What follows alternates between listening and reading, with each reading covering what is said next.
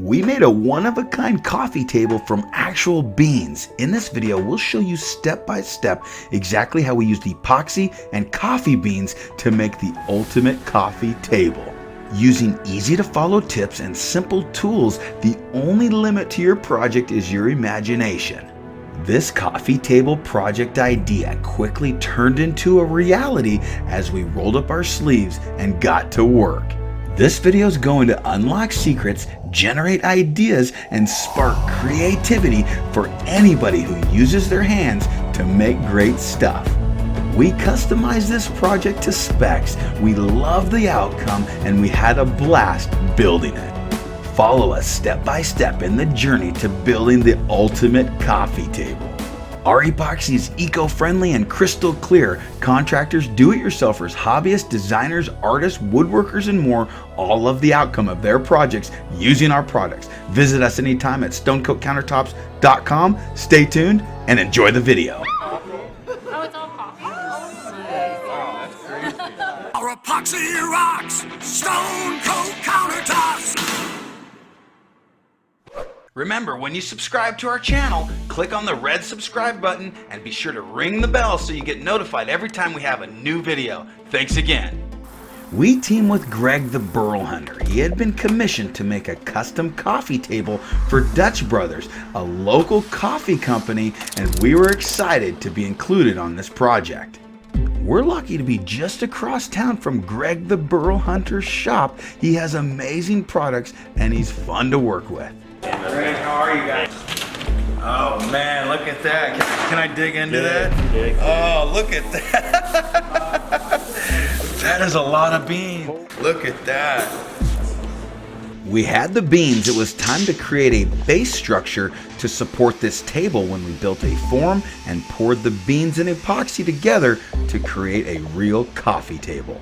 The final dimensions of this table were going to be just under 4 feet, so we have a piece of MDF to cut a circle out of. You guys, this is our new tool, which allows you to adjust different radiuses, making different diameter circles, up to 48 inches. This trommel or circle cutter is a really fun tool. It's easy to use and it's extremely accurate. It's a very good design, hardy, and it did a fabulous job. The circle of MDF was going to be dual purpose. It was going to take space up in the actual form as well as create rigidity and strength in the overall coffee table. We're using Tyvek tape to create a slick surface so the coffee table will peel right off after we pour it. We're also going to use Tyvek tape on this circular form. This will ensure that when we remove the table from the form, it will release very clean. Remember to screw it and glue it. It's good practice to use fasteners to hold your sidewalls down to your base. It's also good practice to use clear silicone at the joint where the sidewalls meet the base structure. For final insurance, we'll use Tyvek tape on the outside of the form as well. You ready for me? Okay, here we go. This trommel or circle cutter made short work of this MDF. We created a circle undersized to our form to fill up space and to create rigidity. It's good practice to fill as much space of your project with an actual core so you don't need to use as much epoxy in the final product. Greg, that is the fastest circle I've ever cut out, man. I've been in the cabinet business for a lot of years, and cutting out Lazy Susans used to be a lot of work, man. That is sweet. Yeah. Oh, that ate that MDF like butter, man. Look at how perfect that is. Goodness. Okay, let's see if we got it right. All right, let's do it. This handy tool will help you cut out circles for any project you can imagine. Blow this thing out, take it to the other room. We're ready to pour, man. You got it? Learn more about this tool at stonecoatcountertops.com or just follow the arrow. Now that our form is built, it's time to mix the coffee and the epoxy to start the table building process. All right, guys, so what we're going to do with this coffee table is we're going to do a base layer of coffee beans.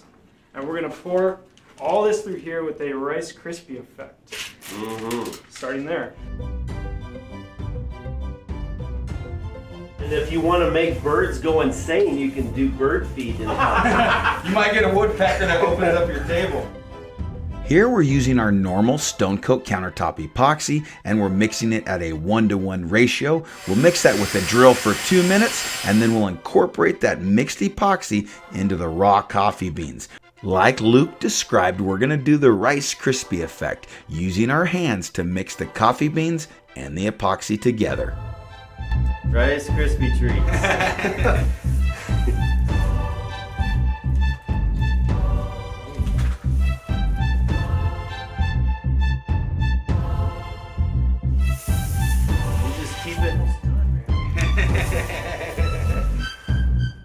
This was uncharted territory. None of us had ever made a coffee bean coffee table, so we were mixing epoxy and beans together as we saw fit. Did we just become best friends? Yep. All right, there you go.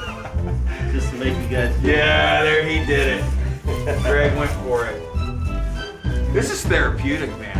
I'm also. I was feeling really stressed out. Now I'm not. After we got our first layer of beans coated, we used pieces of wood to tamp and flatten it out. Yeah, look at that.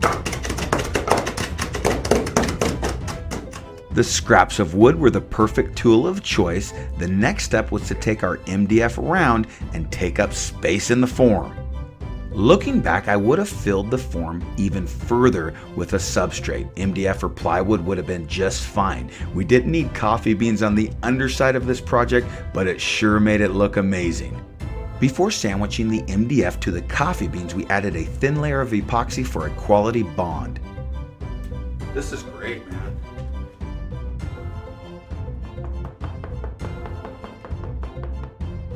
It was time to repeat the process for the underside of the table. We poured out the coffee beans, we introduced the mixed epoxy into the raw beans, used our hands to mix it all together, spread it out, tamped it, and day one was complete. We'll let everything set up overnight, we'll return the next day, and we're ready for the next step.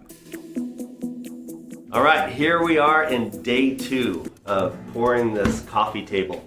It's hard, it's ready. We're gonna do a flood coat. Yes, right? Yes, we are. We're gonna add our normal stone coat countertop epoxy.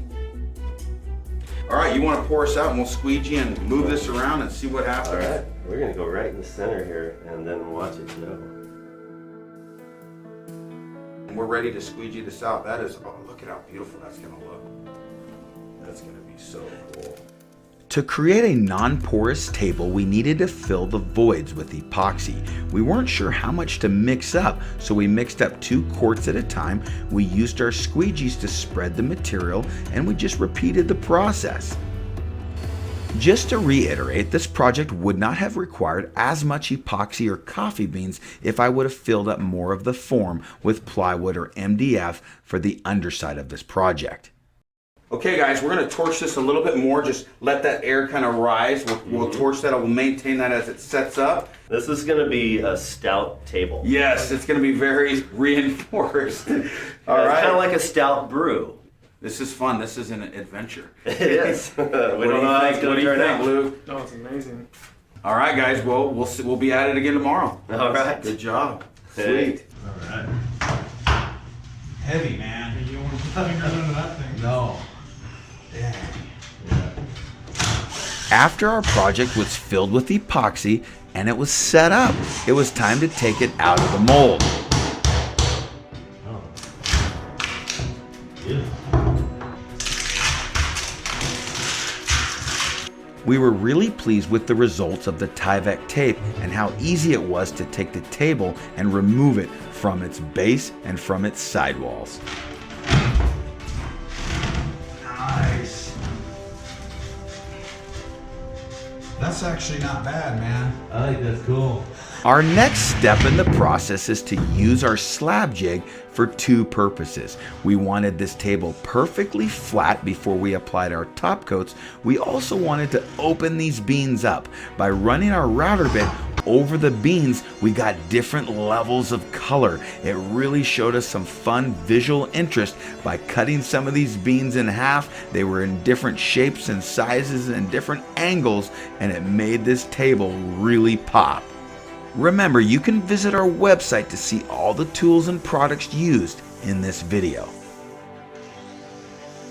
Using our standard angle grinder and a 50 grit metal sanding disc, this will remove the tool marks left from the router and the slab jig. Following that, we'll use our random orbital sander to remove any of those rough sanding marks, and we're ready for the next step.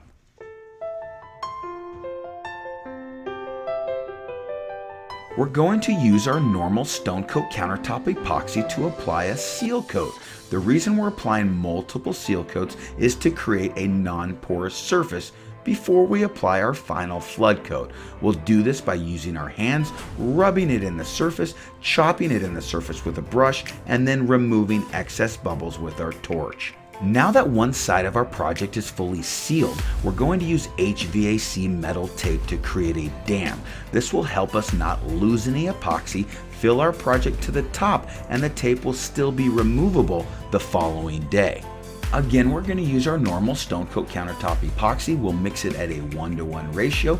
We're using our 1/8 inch square notch trowel to spread the material. We'll chop it in the surface and then remove excess bubbles with our torch.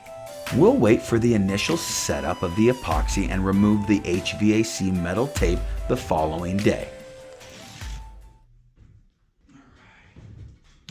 Now that our table and coffee beans are fully encapsulated in epoxy, it's time to smooth it out. We're going to use our random orbital sander and a 60 grit sanding disc to remove any drips and imperfections in the surface so that we can router the edges.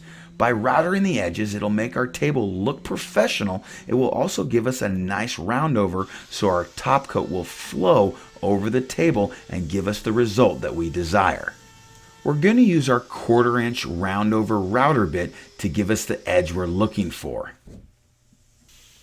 We use compressed air to remove any sanding dust out of the pits and cracks and crevices of the table surface. We also put an edge on the underside of the table as well. Now I got to get in here and blow all these white dots of dust out, so this is ready for our next coat. Let's do it.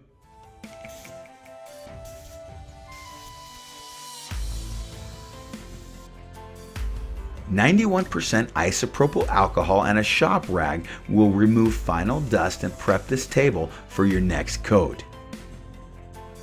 To be sure that we fill the final pits, cracks, and crevices of this porous substrate, we're going to apply our normal stone coat countertop epoxy at 1 ounce per square foot.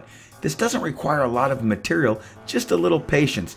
Do enough seal coats until you no longer see those pits, cracks, and crevices when you sand. This will ensure that when you apply your flood coat, it lays out like a sheet of glass.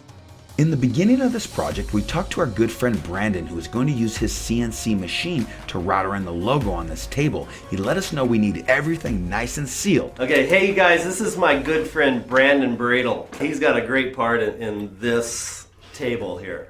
We're gonna get this totally flat, filled, glassed out with epoxy, and then you're the CNC router guy, right? So as we were looking at this, as you and I were talking, we were saying, you know, we don't have a chance to play with feeds and speeds here. Yeah. So we're going to need a more homogenized surface on this side or the underside. Right. You know, we do have two chances. We could always just make it the underside, right? Yeah. Brandon's equipment, tools, and know-how were perfect in installing this logo in the coffee table. We even had a custom shade of our base color tint made for Dutch Brothers. So satisfying to see all the edges from the passes all get cleaned up. It is so clean, man. It is perfect. Unfortunately, when I got this idea, it was early at night, so I didn't sleep the whole night. I was going like, yes, it could be this, and we can do that. And so You showed up with a drum of coffee beans and had no idea what was going to happen, and here it is, and it's coming to fruition, and it's going to be awesome. You guys want ready to pour it? right on. So eager. All right, let's do it, man. We're going to mix up our normal stone coat countertop epoxy. All right, we're going to mix up our normal stone coat countertop epoxy. I don't think we're going to go all the way to the surface because we may have opened up pores again. So we're going to see how porous this is, kind of do a test. This is uncharted territory. Right. So we're going to test it.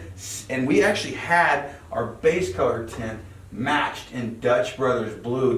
Does the owner of Dutch Brothers know he's getting this? You know, I actually do not know. He's about to He's about to be excited, man. Oh, This is yeah. totally cool. Yeah. It's gonna pop, man. All right, you ready to try this thing? There you go. Yeah. Brandon did amazing work at routering in this logo, so we gave him the honor of pouring in the blue. Let me torch that out. Let's see what happens. Dude, you just ruined it, bro. Dude. You just ruined it. That's it. Throw it out.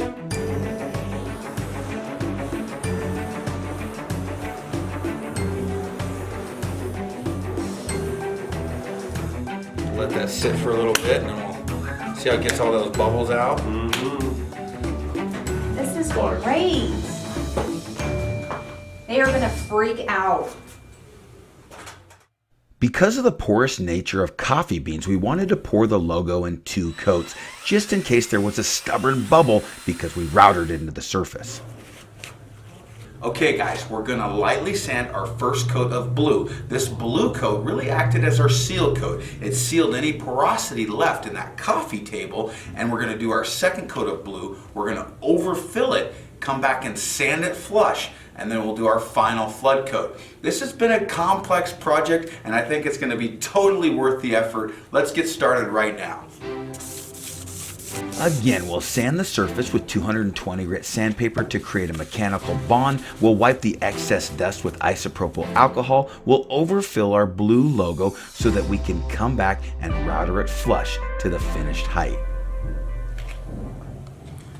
That looks pretty cool, man. It's definitely overfilled, so we'll see what it does, but let's start torching this out. You'll see how easy this air comes out.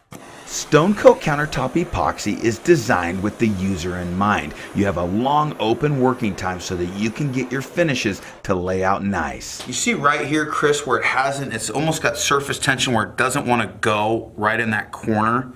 So I'm just gonna push this along a little bit and just promote it going in that corner. Now it'll fill. Okay guys, we torched this 3 times. All the air is out. We're ready to let this cure, and we'll come back and we'll be ready for the next step.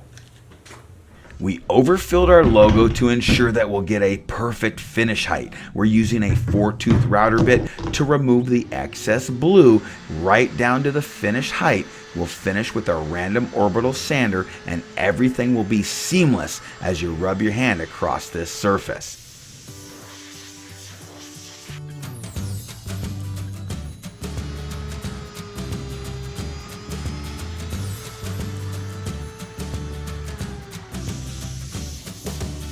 Our slab jig quickly brought this logo to the same height as our finished coffee table. We're going to use our random orbital sander, starting at a lower grit sanding disc, and work our way up to 220 grit.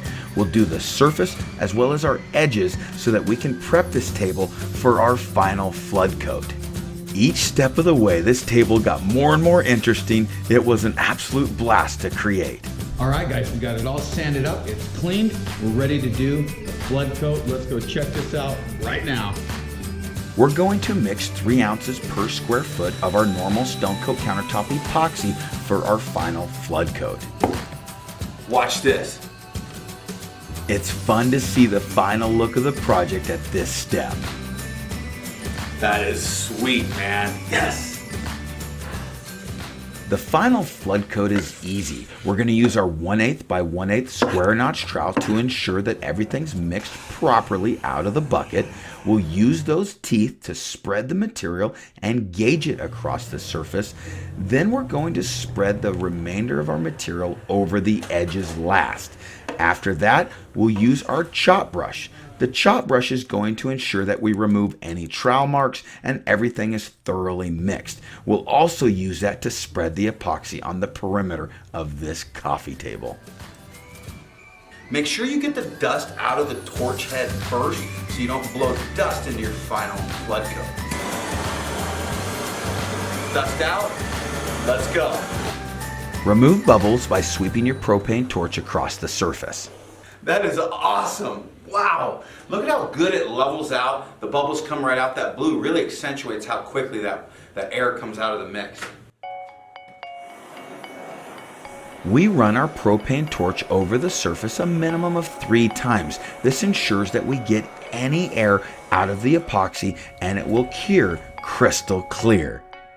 I was really glad that we used our slab jig to cut some of these coffee beans in half. I love the result. We also used our art coat for our final flood coat to give us a little bit extra UV protection on this project. I am so thrilled with the final results. Greg and his team repurposed an old table base, they painted it, and check out how Dutch Brothers reacted to their new table.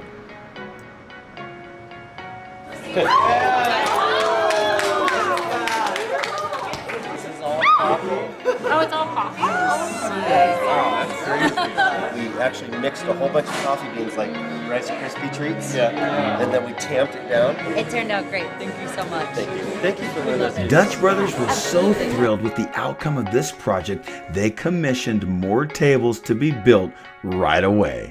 Visit us at stonecoatcountertops.com to see all the products used in this video. Or epoxy rocks, Stone Coat Countertops. Hey, visit us anytime at stonecoatcountertops.com. Call anytime for free project support. And until next time from Stone Coat Countertops, you got this. We'll see you soon.